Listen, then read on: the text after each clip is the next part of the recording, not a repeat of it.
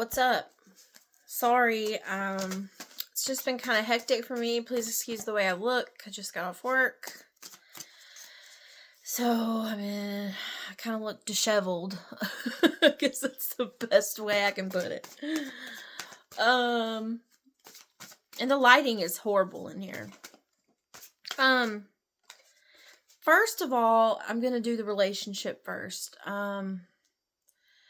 And I'm going to do a spread. I'm going to do the past, like what's his past look like? Where his current headspace is now. And his intentions. And then I'll kind of go from there. But those are the three things that I want to know. So we're doing his past. Like, what's his past look like? And you may already know these things, but I don't. So I need an idea.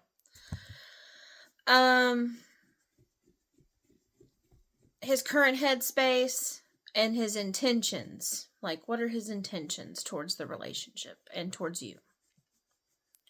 I guess we can do one also about how he's feeling. So, how does he feel about you? What are his intentions? Let's just go with the flow. That's the best way. Oh. For Brandy. What's the relationship look like? First, let's find out his past. Tell me about his past. Her current love interests past.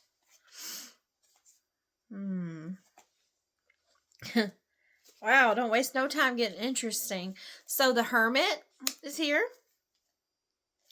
And we also have the Death card and the Devil card. Now, that's not saying anything terrible. I know it sounds terrible, but it's not. It looks like he's gone within. Like, especially the Hermit and the Eight of Swords is underneath that. I'll talk about that in a second. I just heard he gets in his own way. So the Devil energy and the Death energy, that's like a big transformation. Like, really, like, I'm hearing being independent. So maybe coming out of a period where he was not so independent or relying on other people. And I don't know what that means. I heard codependent, so I don't know. I just feel like he really knows what he wants. Okay, I'm getting a lot of stuff. Breaking out of his norm.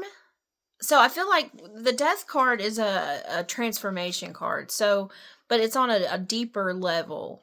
And the Hermit is also kind of about that, but on like it's going within for an answer instead of relying on another person or an outside source to give you an answer. So in his past, I feel like maybe he was really depending on other people to make choices for him. And I wanted to mention that too. Before we even started this reading, I heard he's kind of like indecisive or something about decision making was prominent, like in my mind. And that the Eight of Swords was underneath the Hermit. So the Eight of Swords is again a card about being trapped within your own thoughts. So this feels like he's breaking free of some sort of old routine or toxic behavior or self-limiting. It's like he's really kind of it's like he used to be like that, but now he's not, because with the Death card and the Devil card, it's like changing the toxic things. It's like, so maybe he was in a toxic environment. He felt like he had to be closed in or isolated in some way. He relied on other people to make decisions for him, or to be taken care of. But it was toxic for him. It really put him in a isolated kind of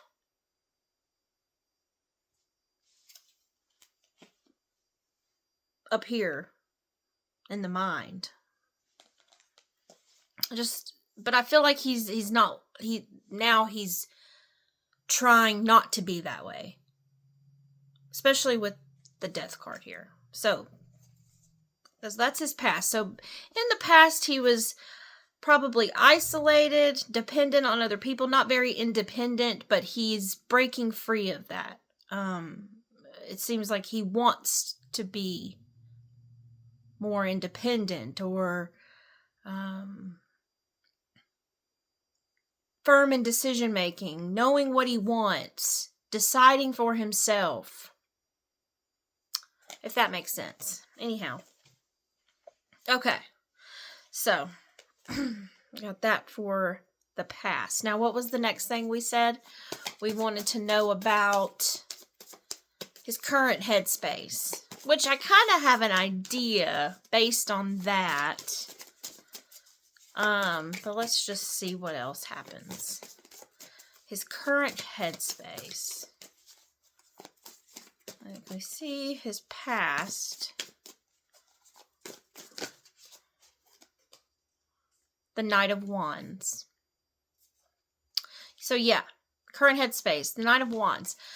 And then the star is on the bottom. So yeah, like he feels really blessed. He feels he feels guided in some way, or he knows he's on the right path.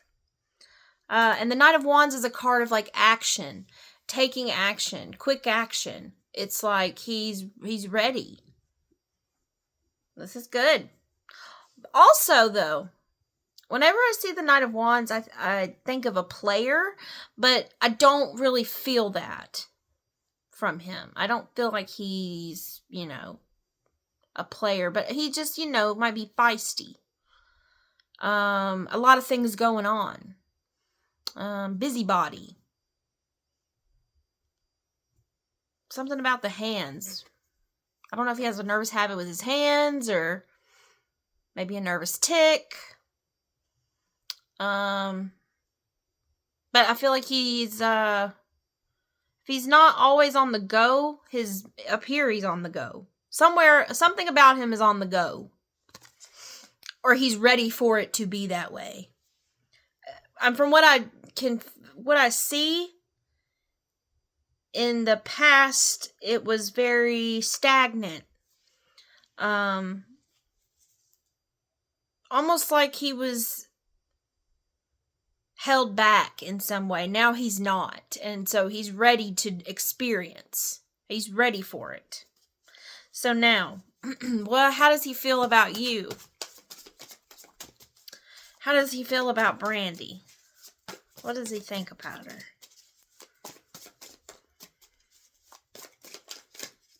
Oh, okay. The Emperor is on the bottom. So what's here? Oh. So after I heard that he doesn't want you to go away, he's really feeling like so there's 5 of Cups, 4 of Wands, Page of Cups. So he really can't believe that, that he's getting to experience this. I feel like he's been let down, depressed. There's been some sort of loss. Don't know if he's lost a loved one, or I felt that in the beginning, but I don't know if he's lost a loved one or not. Or if somebody's loss in his life has had a significant impact on him. Like, that could even be a relationship. So like if he was in a relationship and, you know, was with somebody, and they broke it off. Anyway, he's just had some sort of loss, and so he's kind of, you know, finding it hard to believe with the Page of Cups. You see the little flying pig, when pigs fly, is what I always think of when I see that card. It's like, and the Emperor, you know, that's somebody ready to take authority over their life, to take control, to be the man. The Emperor is the embodiment of the masculine energy. So how he feels about you in this is like he's ready to be a man. After some loss or some grief, the Four of Wands is a relationship card. It's a coming together. It's wanting to be united with someone. You see, they're having fun in the card. So it's like he has fun with you.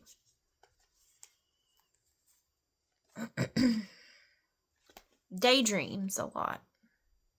Like, I feel like he gets, like, lost in his thoughts.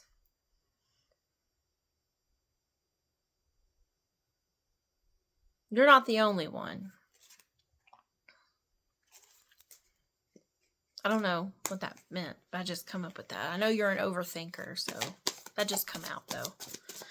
Okay, so his intentions. What does he intend to do here going forward? The Wheel of Fortune is on the bottom. The Seven of Cups is also. So going forward, we have the Hanged Man and the High Priestess.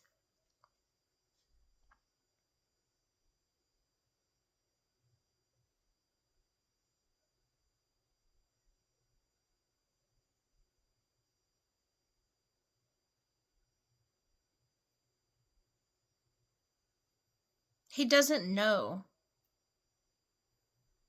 But he's so sure. Yet with the Hanged Man here.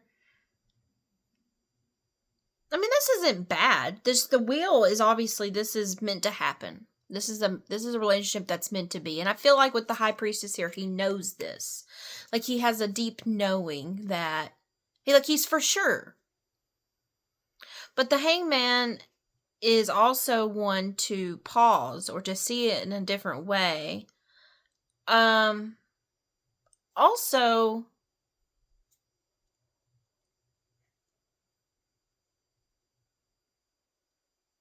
the Hanged Man is the card of the martyr. So, I want to look more into that meaning. More into, like, because I only know it as seeing something from a different perspective, but I've heard the Hanged Man be called a martyr. And so I don't know. Maybe look up that word.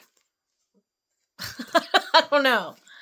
But I feel like the Hanged Man and the High Priestess is really just kind of, I know that for sure he is for sure after a period of time, after being held back or uncertain or not being able to decide, or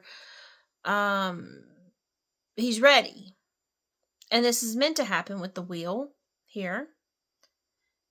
And there's an inner knowing of that. He has an inner knowing of that. So with the intentions, my food's ready. I'm going to come back and do one for the work portion, but I have to go take the stuff out of the oven. So his intentions going forward, it looks good. I feel like he's ready for sure, knows what he wants. One more on the intentions. Because the Hanged Man sees things from a different perspective, or is pausing to wait on something, to see something from a different So this is something probably he's never experienced before. Or it feels that way.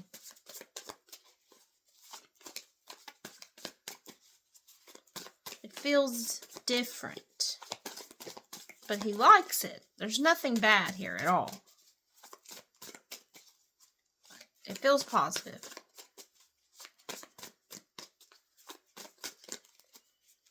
Look up the word martyr, though.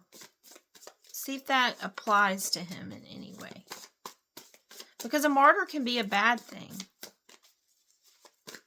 But, I don't know. I just feel like that word was important to say. Or else I wouldn't have thought it. The Nine of Swords is here. And then we have the Eight of Wands. The Six of Pentacles. So I feel like with the Six of Pentacles, the Eight of Wands. The Eight of Wands is very fast moving. The Six of Pentacles is about giving and receiving. And the Nine of Swords is about anxiety and fear. So, because of anxiety and fear, the give and take might not feel... It might not be... Like, you might not receive reciprocation, is what I'm getting at.